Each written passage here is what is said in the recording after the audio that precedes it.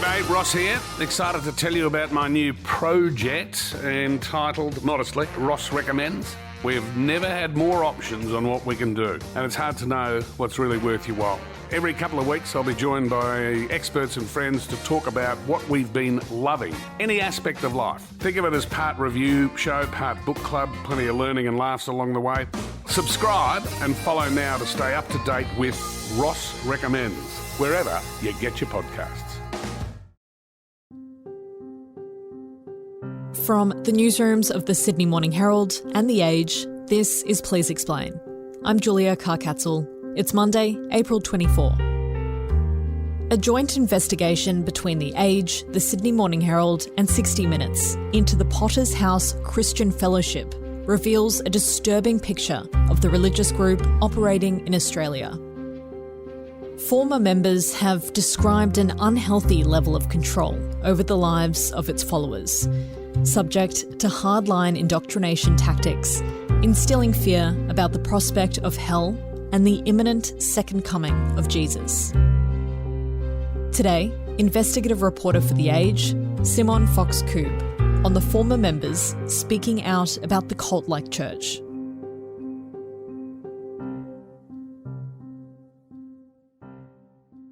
So, Simon, this investigation all began in 2020 when you were working as a crime reporter in Melbourne, covering the Eastern Freeway truck crash, which killed 4 Victorian police officers.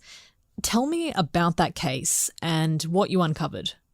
Yeah, so I was a crime reporter. This was April 22, 2020. Returning now to our breaking news story on the horror crash this evening on the Eastern Freeway. It was late afternoon. 4 police were stopped by the side of one of Melbourne's busiest freeways, the Eastern Freeway. They'd pulled someone over for speeding.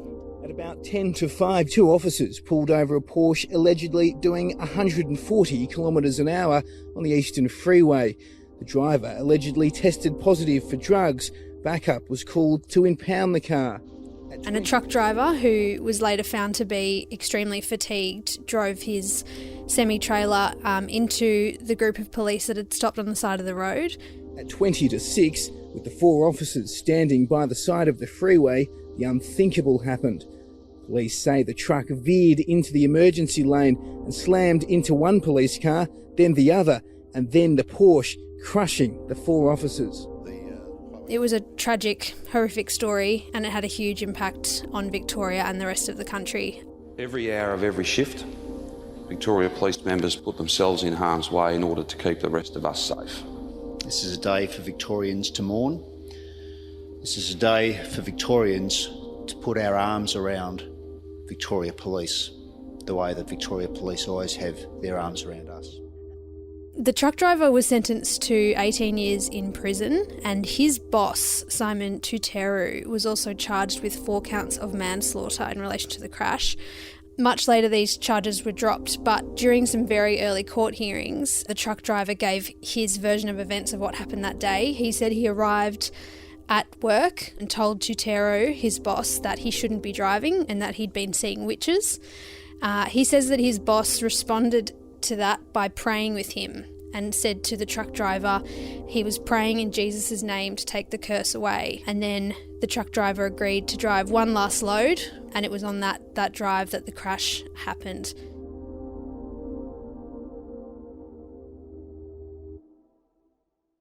So I covered that court hearing and wrote a story about that. And following that, I had someone reach out to me and urged me to look into the church that is attended by Simon Tuteru. It's called the Potter's House Christian Fellowship. It's a very hardline evangelical Pentecostal sect, and Tuteru was a pastor in that church. And it was former members of this church who had for many years been, I guess, concerned about the influence it had on its members. And they wanted me to, I guess, have a look at whether the beliefs of this church had any influence on what unfolded on that awful day on April 22. Okay, so since then, more than 20 former members have come forward and told you about their experiences at Potter's House. But before we get into their stories, can you tell me more about the church and its origins? Sure. So the Potter's House Christian Fellowship was started by a man called Wayman Mitchell about 50 years ago in Arizona in the US, and has since spread all over the world. They have over 70 churches dotted across the country. They're mostly in suburban areas. Their head church is in Perth, but they also have churches in Melbourne, Sydney, Brisbane. They vary in size. Some have, would only have a couple of members, but others would have hundreds. They have very strict rules for their followers. So for those in ministry, there's no TV, non-Christian music and movies are banned. The church is very strongly against homosexuality and abortion, and it's very insular. So former members have told me that on top of kind of 3 church services a week, all their other activities that the church puts on dominates their free time, so there really isn't much room for anything else in their lives. They marry within the church, and then if you leave, the members that remain in the church shun you, so you kind of can't have any contact with them anymore, which has a really devastating effect on families and friends that still have loved ones in the church that kind of ignore them, which is part of the reason it's so difficult to leave, because you feel like your whole network, your support network is within this church, and it's very difficult to break away from that.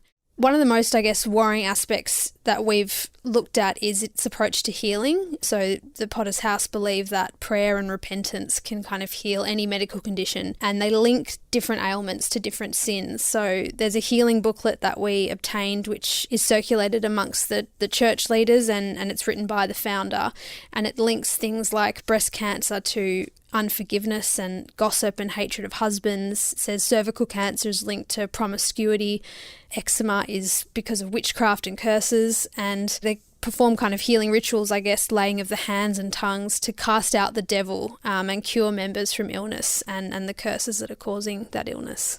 Okay, so some of those tales are pretty shocking, and Potter's House seemingly has a very hardline interpretation of Pentecostalism.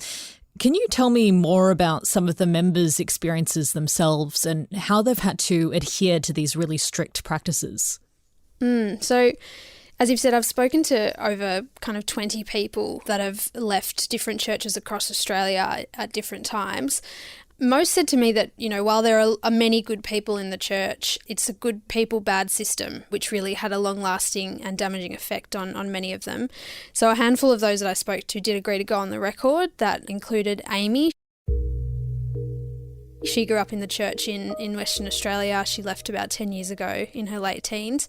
But she describes just overwhelming memory of her childhood is fear that was instilled into her. She was told that even the smallest kind of transgressions, like buying lollies when she wasn't allowed, would mean that the demons manifesting inside her would multiply, and she needed to pray to get them away. Or, her loved ones would ascend to heaven and she'd be left behind. So she would sleep with the light on and the fan on for the noise, just because she was so terrified all the time of these things potentially happening. Even something as simple as listening to non-Christian music or reading a book that was non-Christian would be considered bad behaviour. And she was also subject to kind of these healing practices, so things like headaches and back pain. She said it was often the first port of call was prayer. She broke her leg really badly when she was 15 and she was in a wheelchair, and she just remembers congregants constantly laying their hands on her, speaking in tongues, and she just said it was very frightening for a young girl to feel like she had, demons inside her and needed to be cast out. I just lived in fear of what my future looked like if I wasn't doing exactly what I was told. To be a good Christian, to follow an extensive set of rules and expectation of life. And we also spoke to another woman who grew up in a WA church, Katrina. She had quite severe mental health issues as a kid and was constantly just told, any misbehaviour was the work of the devil, and she needed to have these cast out of her. She, at one point, was diagnosed with attention deficit disorder, and she said this was called absent dad disorder by the church, which is because her dad wasn't around growing up, and they attributed her misbehaviour issues and her ADD to absent dad disorder.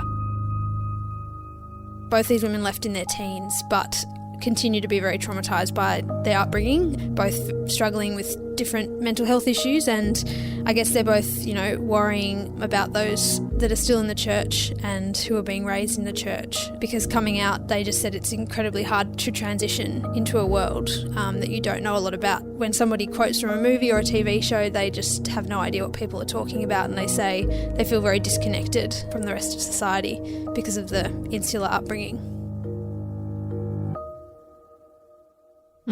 Must be incredibly difficult. And we've heard these kinds of stories before of former cult members and church groups leaving and attempting to be a part of society again. So these former members are coming out after decades of indoctrination, and despite their fears, are working to ensure Potter's House is held accountable for its actions. But that's harder than it may seem, isn't it? Because many of Potter's House churches are registered as charities under the Australian Charities and Not-for-Profits Commission, or ACNC. How does this charity status benefit the religious group?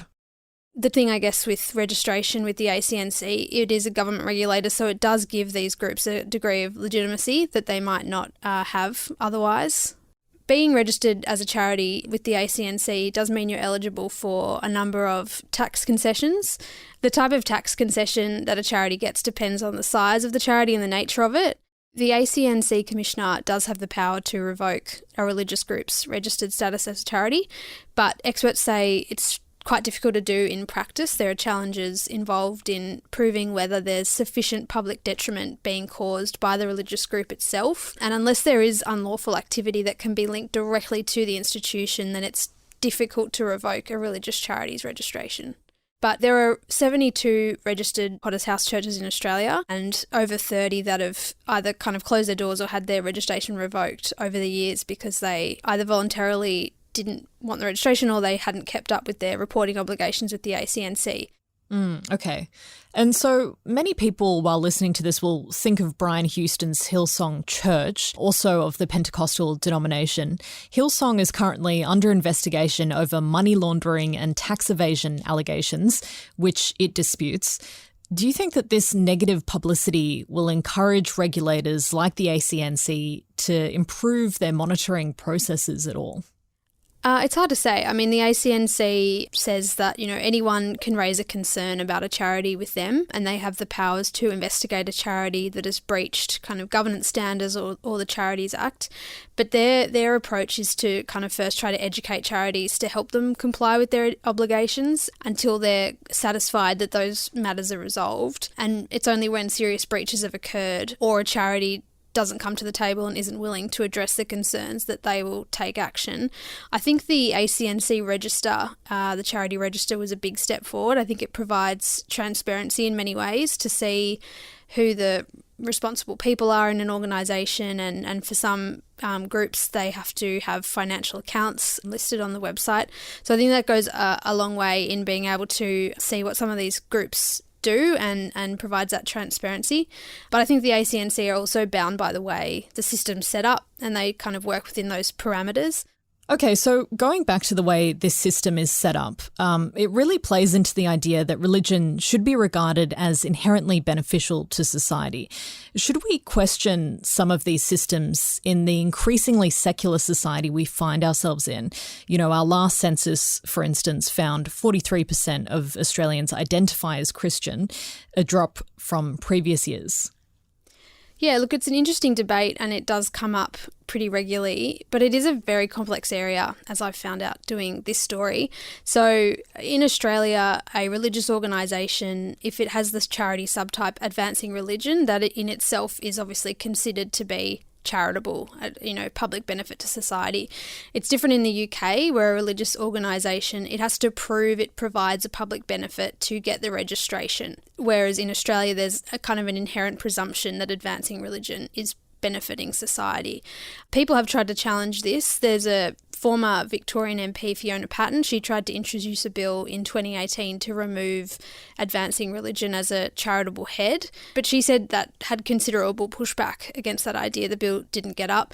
She thought that people thought that it would be a way to restrict the charitable activities of religious organisations, whereas she thinks that in an increasingly secular society, it should be questioned, this idea that all religions are inherently beneficial and that they deserve tax exemption because of that. But other experts I've spoken to say, we should be cautious when it comes to making any changes, and just because religion is waning in popularity, that shouldn't mean that advancing religion is removed as a charitable purpose. They also, raise concerns that it could lead to less transparency because these organisations would then not have any reporting obligations like they do now as they're registered with the ACNC. But, there is a discussion to be had about when, as a society, do we believe that religious activities become detrimental? When is there a public detriment?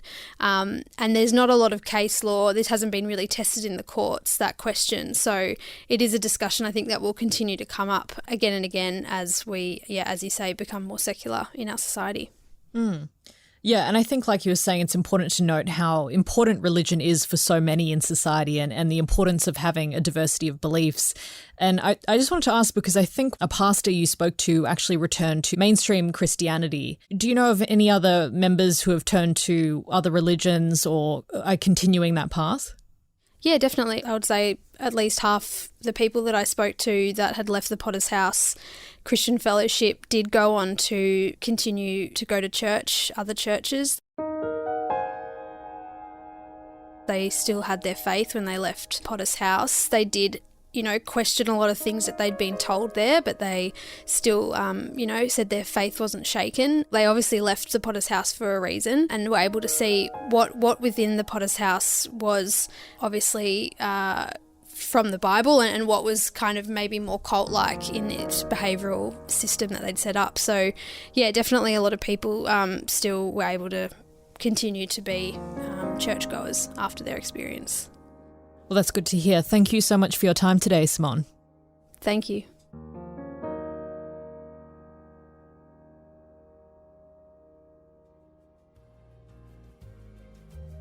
Today's episode of Please Explain was produced by Hannah Mills-Turbot with technical assistance from Cormac Lally. Our executive producer is Ruby Schwartz. Please Explain is a production of The Age and the Sydney Morning Herald. If you enjoy the show and want more of our journalism, subscribe to our newspapers today. It's the best way to support what we do. Search The Age or smh.com.au/subscribe. I'm Julia Carr-Katzel. This is Please Explain. Thanks for listening.